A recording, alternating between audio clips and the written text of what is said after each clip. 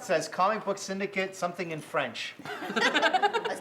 Ensemble. Ensemblez-vous, or something. Very nice. I like it, because since we were talking about the French comic book. Exactly. All right, we're back.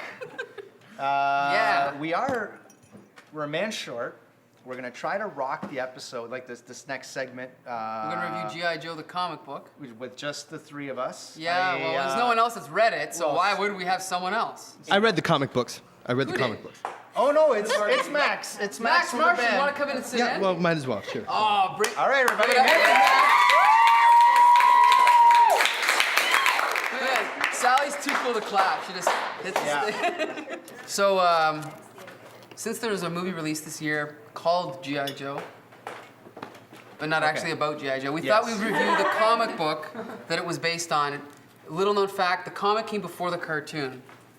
Really? It was, the toy, they had the toy line, and they're like, well, we want to bring it back out, so we need someone, we want to create a comic book based on the toy. So, The toy came out in the 60s. And it's Well, been yeah, Hasbro, the has it toy been came out- Hasbro all throughout? yeah, I think so. The toy's been out since the 40s. The recarnation, Yeah, but when yeah. they re-brought it out in 1983, they went to Marvel Comics and they said, we want you to create a comic book that ties in with the toy. And so they hired Larry Hama, who was an editor at Marvel at the time, to create the file cards for all the characters. So Larry Hama had a bunch of ideas that he was going to use for Nick Fury, Agent of S.H.I.E.L.D., and he adapted them all to G.I. Joe. So Hydra became Cobra, Nick Fury became Hawk, and then he developed all the file cards, wrote all the entire series, and he had almost nothing to do with the cartoon, but the actual figures were based on his designs.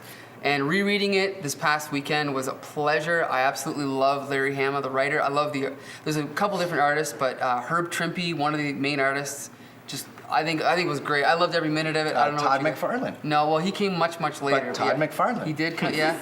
But he did. Todd I know McFarlane. that name. Yeah. I know that name. McFarlane Yeah. Toys, Yeah. That's right. Spawn, So- yada, yada, yada. So if you guys, I Started don't on know. G.I. Joe.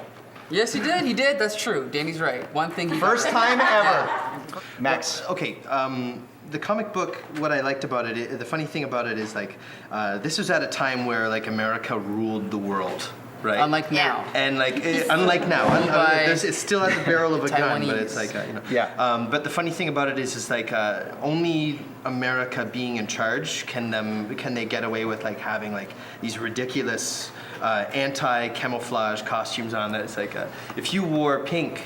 And you're in a man, you got like, it's like don't ask, don't tell army style. It's like don't ask, we don't want to know if you're into that, but we're just gonna let you wear your pink fatigues in this comic book and we know you're a real American hero, okay? But knowing is half the battle, but in this case, we're just gonna cut it at none. Yes. Yeah, it's interesting. You know what, let me, it's interesting with Hasbro, because like, it's like, I don't know the terminology. It's interesting because this is a toy company that's like kind of like taken a comic book and turned it into a franchise and based solely around the toys that they come out with, and that's what clued me in. I saw the movie and I was so disappointed because I'm thinking like, sure, you got a budget of multi-million dollars and you're gonna show us all these amazing things and stuff like that. But the thing about it is that all I really wanted to see the '80s comic book reproduced in movie form. We're not talking about the movie, Max. I know, We're but like the talking thing about it, comic that's book. what I just Okay. clued in. As soon as you said about Hasbro, Hasbro. and but that's what I All right. realized with the movie. There's no way they could do like the original thing because they want to sell a new product. They want to. We've revamped GI Joe. Yeah, that's what I got from it. But fantastic stuff. Did you like it? Did you enjoy it? I did like it. My fingers got all black and stinky from That's the old print. the And, only way to do it. and I fell asleep, and it was just tasty.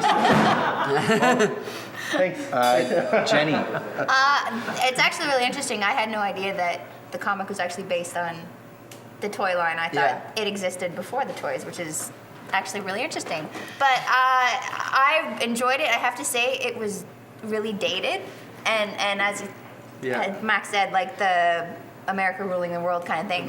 There was so many little bits that you just knew that it was written like 30 years ago because there was Eskimos in it, which is not Isn't that the politically proper correct term? That's anymore. right. Called the And meat eaters. it was not only were Cobra Commander the bad guys, but the Russians were the bad guys. And it was like through Aren't the they whole still thing, the like bad the They're Red evil. Army and everything like that. And I found that like almost laughable because I think they went through Afghanistan, and at the Afghanistan people were all very friendly and wonderful, and And to very- the Americans, and Yeah. then it was the Russians who were in Afghanistan that were, Yes. It's so funny, and horrible people. they were selling them arms at the same time. It's amazing. Yes. So whoever uses American arms against them gets smashed by GI Joe. But did you enjoy the comic? I did. I really did. Michael. Okay. When the time that it was published, it was considered a kid's comic, a toy tie-in. I find, though, going back and rereading it, I think it holds up better than the superhero stuff at the time. Because it has all the good stuff about superhero comics, the adventure, the action, the humor, but it doesn't have the sort of ridiculousness of like the capes and masks and secret identities and that, but it's got all the fun. So it's got colorful costumes, colorful characters. Ridiculous. And to me, better dialogue than like the average Chris Claremont or Roger Stern or anything like that. So I think it holds up better than most of the stuff from the 80s. Danny? I grew up with G.I. Joe as well, like reading the comics, and because I really didn't know any better as a kid growing Yeah. up. What are you saying? Now, no, I'm saying now, looking back, and I started reading the first and second issues, and looking back at it now, like let's think about it. There's bad guys and there's good guys, just like there is in every comic book ever written. Except these guys all have guns and grenades, like 20 grenades, Yeah. machine guns, like call in Roadblock, and he's tanks, missiles, not one person gets shots. Yeah.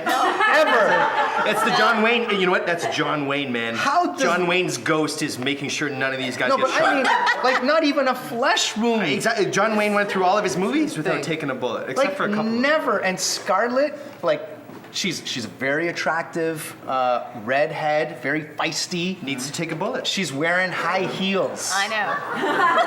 High heels. Like- Do you recommend it? Yeah, well, you know what? If you're into it, I recommend it. If you're not into it, play along with the joke, and it's good for you. Jenny. I think you have to get back to I would recommend it. Definitely. Michael. Oh, absolutely.